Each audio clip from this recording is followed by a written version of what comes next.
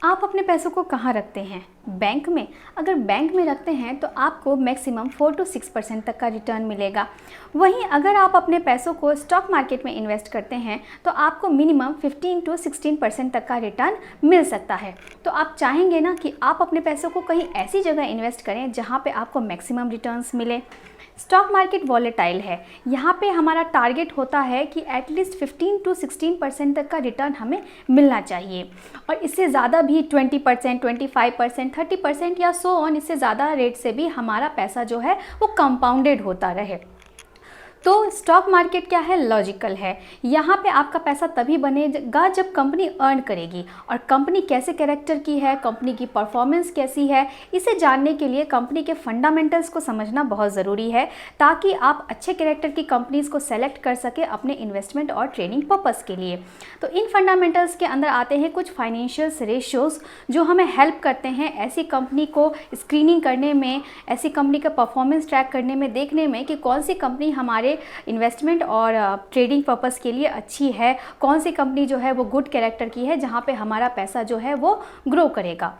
तो ऐसे ही financial ratio में से एक रेशो है रिटर्न ऑन इक्विटी, ROE, जो एक प्रॉफिटेबिलिटी रेशो है और जिसे मदर ऑफ ऑल रेशोज़ भी कहा जाता है। तो आज की वीडियो में हम इसी रेशो के बारे में डिटेल में बात करेंगे और देखेंगे कि ROE क्या होता है, इसकी मीनिंग, इसकी कैलकुलेशंस, इसका इंटरप्रिटेशन, इसके एक्सेप्शन, इन सभी चीज़ों के बारे में हम जो है वो एग्जाम्पल्स के साथ बात करेंगे, रियल एग्जाम्पल्स देखेंगे, ताकि आपको ये अच्छे से समझ आए। तो वीडियो को एंड तक ज़रूर देखिए, और अगर वीडियो हेल्पफुल लगे तो इसे लाइक और शेयर ज़रूर कीजिए। तो हेलो एवरीवन, मैं हूं Jyoti and welcome to my channel. तो चलिए स्टार्ट करते हैं आज का टॉपिक। स्टॉक मार्केट से रिलेटेड किसी भी तरीके के सपोर्ट और गाइडेंस के लिए, चाहे आपको डीमैट अकाउंट खुलाना है या आपको क्लासेस करनी है या फिर डिफरेंट प्लेटफॉर्म पे आप हमसे जुड़ना चाहते हैं, तो ये सभी डिटेल्स और लिंक्स आपको हमारे डिस्क्रिप्शन बॉक्स में मिल जाएंगी। इसके अलावा आप हमें कांटेक्ट भी कर सकते हैं या हमारा वेबसाइट भी विजिट कर सकते हैं। अगर आप चैनल पर फर्स्ट टाइम आए हैं तो चैनल को सब्सक्राइब ज़रूर कर लीजिए, ताकि आगे भी आपको ऐसे इन्फॉर्मेटिव वीडियोज़ मिलती रहें। ROE means return on equity. सबसे पहले बात करते हैं इसकी मीनिंग की। तो ROE हमें बताता है कि कंपनी अपने शेयर होल्डर्स इक्विटी पे कितना प्रॉफिट जनरेट कर रही है। शेयर होल्डर इक्विटी का मतलब होता है वो पैसा जो कंपनी ने अपने शेयर होल्डर्स से रेज़ किया है। इसे हम और अच्छे से आगे एग्जांपल्स के साथ देखेंगे।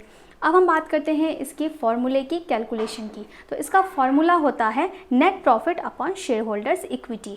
नेट प्रॉफिट मतलब जो भी कंपनी की प्रॉफिट है उसमें से टैक्स, डेप्रिसिएशन, इन सब को हटाने के बाद, मतलब प्रॉफिट आफ्टर टैक्स जो अमाउंट बचता है वो होता है net profit upon share holders equity. तो जैसा मैंने आपको बताया था, शेयर होल्डर इक्विटी वो पैसा जो कंपनी ने अपने शेयर होल्डर से रेज़ किया है। अब इसके अंदर भी दो कंपोनेंट आते हैं, एक होता है शेयर कैपिटल और दूसरा होता है reserve and surplus. Share capital का मतलब होता है number of shares into face value, plus reserve and surplus वो अमाउंट है जो कंपनी अपने प्रॉफिट में से हर साल बचाती है। तो इन दो कंपोनेंट से मिलके बनता है शेयर होल्डर्स इक्विटी। अब हम बात करें अगर इसके इंटरप्रिटेशन की, तो ये हमें क्या बताता है? तो इसका इंटरप्रिटेशन ये है कि अगर किसी कंपनी का ROE 15% से ज़्यादा है, इट मीन्स कंपनी अच्छी है, इन्वेस्टमेंट और ट्रेडिंग के लिए ये कंपनी अच्छी है, यहाँ पे आप अपने पैसों को इन्वेस्ट कर सकते हैं, यहाँ पे आपका पैसा जो है एटलीस्ट 15 to 16% से ग्रो करेगा। लेकिन इसके साथ और भी कुछ चीज़ें होती हैं जो हमें चेक करनी होती हैं, जो हम आगे अभी आपको एग्जांपल्स के साथ दिखाएंगे। अब ROE को अच्छे से समझने के लिए हम इसके कुछ एग्जांपल्स देखते हैं। तो उसके लिए आप screener.in ये वेबसाइट है, यहाँ पे जाके आप कंपनी के फाइनेंशियल्स को चेक कर सकते हैं। तो यहाँ पे हम एक कंपनी ले लेते हैं, मान लीजिए हम एशियन पेंटिंग कंपनी लेते हैं। तो ये एशियन पेंट का ये आपको जो है इसके फाइनेंशियल्स आपको यहाँ से दिख जाएंगे।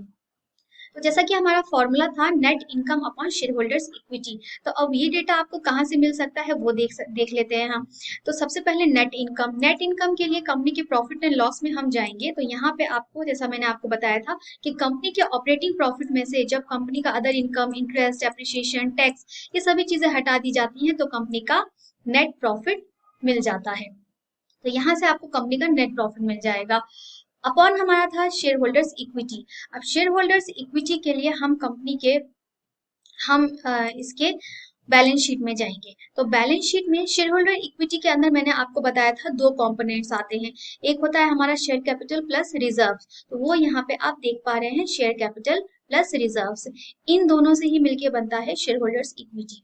तो net income upon share holder equity की हेल्प से हम आरओई पता कर सकते हैं। बाकी जो आप ये बोरोइंग्स देख रहे हैं ये कंपनी के डेट्स लोन्स हैं, अदर लायबिलिटीज मींस कंपनी की जो शॉर्ट टर्म लायबिलिटीज हैं वो हैं, लेकिन हमें आरओई पता करने के लिए सिर्फ इन दोनों की जरूरत है, शेयर कैपिटल और रिजर्व्स की, जिसे मैं ऑलरेडी आपको इसको एक्सप्लेन करके बता चुकी हूँ।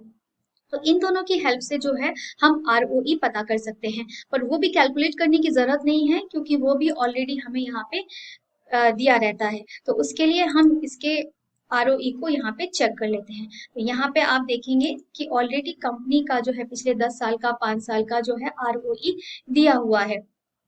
तो अगर कंपनी को आपको ट्रैक करना है तो सिर्फ 1 साल का नहीं, पिछले कुछ सालों का आपको उसका रिटर्न ऑन इक्विटी पता होना चाहिए।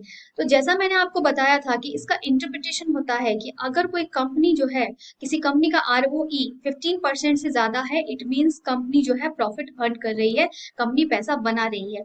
तो जैसा कि आप यहाँ पे देख सकते हैं पिछले 10 साल 5 साल का हर जगह आपको दिखेगा ये 15% से ज्यादा है। इसका मतलब है कि कंपनी जो है वो पैसा बना रही है।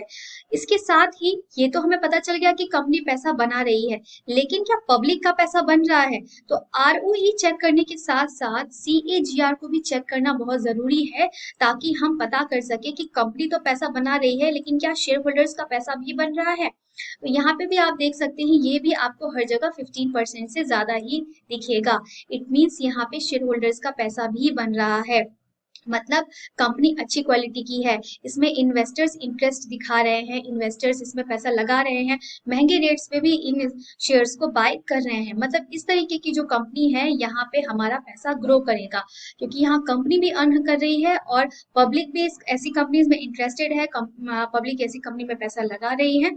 तो इस तरह की कंपनियां जो है हमारे इन्वेस्टमेंट पर्पज के लिए अच्छी हैं। अगर एक और एग्जांपल की हम बात करें, एक दूसरे सेक्टर का हम एग्जांपल ले लेते हैं, तो यहाँ पे हम एक बैंकिंग सेक्टर का अगर एग्जांपल लें तो एचडीएफसी हम यहाँ पे देखेंगे। अगर एचडीएफसी का हम यहाँ पे रिटर्न ऑन इक्विटी देखते हैं तो ये भी आप देखिए, यह भी आपको 15% से ज्यादा दिखेगा पिछले 10 साल 5 सालों का। साथ ही हम इसका कैगर भी देखेंगे तो यहाँ पे भी देखेंगे कि यहाँ जो है 20% से पब्लिक का पैसा भी कंपाउंडेड, 23% 16% मतलब 15% से ज्यादा से कंपाउंडेड हो रहा है। इसका मतलब इस तरीके की कंपनीज जो हैं जहाँ पे पब्लिक इंटरेस्टेड है, ये कंपनीज डिमांड में है, हाई ज्यादा स्टॉक प्राइस होने के बावजूद भी कंपनी लोग जो है इस कंपनीज में पैसा लगा रहे हैं, तो ऐसी कंपनी इन्वेस्टमेंट पर्पज के लिए अच्छी है।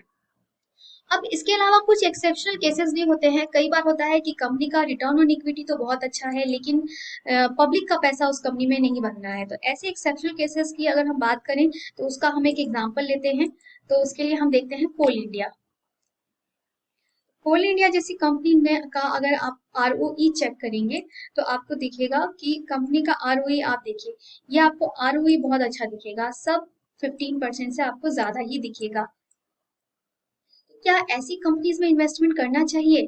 तो इसके लिए हम यहाँ पे कैगर भी देखेंगे, लेकिन कैगर आप देखिए सब निगेटिव में दिखेगा आपको, यहाँ पे आपको सब निगेटिव में दिखेगा। इट मीन्स कंपनी तो पैसा बना रही है लेकिन यहाँ पे पब्लिक का पैसा, शेयर होल्डर्स का पैसा नहीं बन रहा है। इसका मतलब ये है कि पब्लिक का इस कंपनी में इंटरेस्ट नहीं है। इसके बहुत सारे रीजन हो सकते हैं, हो सकता है गवर्नमेंट इंटरवेंशन, या फिर कंपनी के कुछ इंटरनल इश्यूज चल रहे हैं, या और भी किसी रीजन की वजह से पब्लिक जो है इस कंपनी में इंटरेस्ट नहीं दिखा रही है, कुछ और भी इश्यूज हो सकते हैं। तो इस तरीके की कंपनीज को हमें अवॉइड करना है।